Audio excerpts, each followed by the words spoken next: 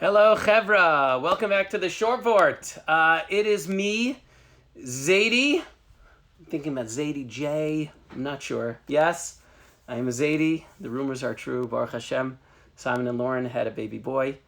The bris, God willing, will be at the Young Israel of Scarsdale. Right time. Be'ito, God willing, on Wednesday morning. Following the 8 o'clock minyan. It's Rosh Chodesh Tammuz. I will be at the Shalom Zachar in Englewood with the family together there with Lauren's family, with the Bornstein family in Englewood for Shabbos. So I will see everyone, God willing, soon when we're back. So it happens to be that on the morning after the birth of my first grandson. It feels funny saying that, Baruch Hashem. We had our shir, my shir and Rav Cook. More are welcome to join. We have an amazing crew, about 3 or 4 people, regulars, on Zoom, and you're welcome to join us as well. It's every Thursday morning, and we're learning the Perush, the commentary of Rav Cook on the Ein Yaakov Masechet Brachos.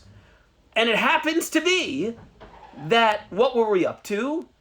This exact Gemara. That David HaMelech, when he was in 5 different spheres of existence, he said Shira, it says. What spheres of existence are we talking about? It says, Dar b'mei imo Amar Shira. When he was in his mother's womb, he sang out to Hashem, right? Based on the pasuk, Tehillim Barchi Nafshi Es Hashem, my soul blesses God, V'chol Kravai Hashem Kadsho, and I say God's holy names from the innermost being, right? Inside, Yatza La'avir Olam, once he gets out of the womb, Nistako B'Kochav Mazalos, and he sees the stars and the constellations, he said Shira, and again another pasuk proving it, and then it says, right, he nurses suckles from his mother for the first time, he said Shira then, and so on and so forth. And it gets you through different stages of life. Really, it accelerates the process and goes towards more adulthood and even, from beginning to end, let's say, in life. And fascinating, right? Just so happens, there's no such thing as coincidence, but, it was a message for me and for those I was learning with at the time. Just a beautiful idea of thinking about, right? How a baby, just what a bracha a baby is, but not just what a bracha the baby is, but how the baby himself or herself is saying the bracha, is saying Shira in the womb, and then comes out. And, what I found interesting was the fact that it says that it gets out into the Avir HaOlam, right? We know it cries, right? Cries. But that's not what it says. It says it looks at the stars and the constellations, and then it gives and says, Shira. So I was thinking to myself, maybe they would give birth outside. Now, who knows? I'm not really, a cursory glance, hard to understand. What does that mean? Looks at the stars. And I think the answer is, the idea is that a baby comes out, and we know it cries the first time that it enters into this world, into this sphere of existence. And maybe the baby wanted to be back. There's a famous movie, Look Who's Talking. I remember it was like an old, movie from the 80s or whatever, the 90s, right? And Bruce Willis is animating kind of what a baby would say. And he gets out of the womb and he says, he's crying. Why? Put me back in. It's cold out here. I want to be back. It's warm inside. The baby's not happy when it first comes out. What happens?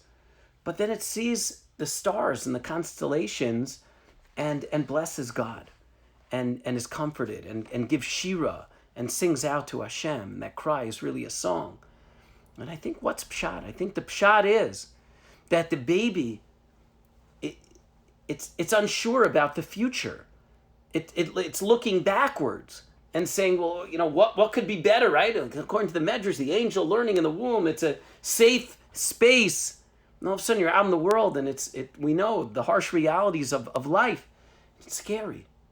But then it looks at the stars and the constellations and says, Shira, wow, look at the infinite possibilities. Look at the next generations. Look at what's going to come after me. We're compared to the stars, right? Don't be stuck. Hashem says to Abraham, don't be stuck in your thinking. Don't be stuck in thinking about, that you're stuck within your own mazel. Look at the stars. Look at what we can be. Look at what we can accomplish. And I think the same thing was happening with the Meraglim in Parshat Shlach.